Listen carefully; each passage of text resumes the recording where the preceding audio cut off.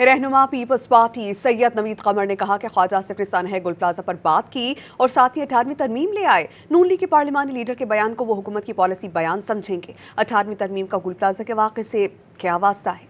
कौमी असम्बली के इजलास में सैयद नवीद कमर ने कहा कि मुल्क के साथ बहुत तजर्बात किए गए, जिससे मुल्क कमज़ोर हुआ या आधा हो गया। वफाक से दरख्वास्त है कि तजर्बात करना बंद कर दें। पाकिस्तान मुस्लिम लीग के पार्लियामेंट्री लीडर ख्वाजा आसिफ साहब, जो कि डिफेंस मिनिस्टर भी हैं, उन्होंने एक statement the.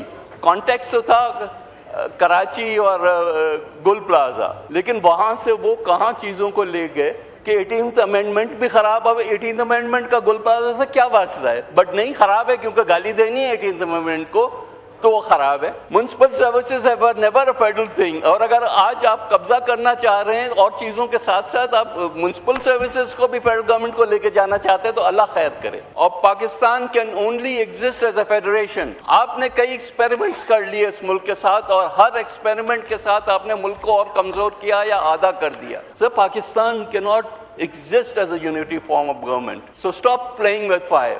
So let us not be expedient. आज की जो पॉलिटिक्स है हमारी, उसके बेसिस पे हम अपने मुल्क का फ्यूचर ना ख़त्म करें।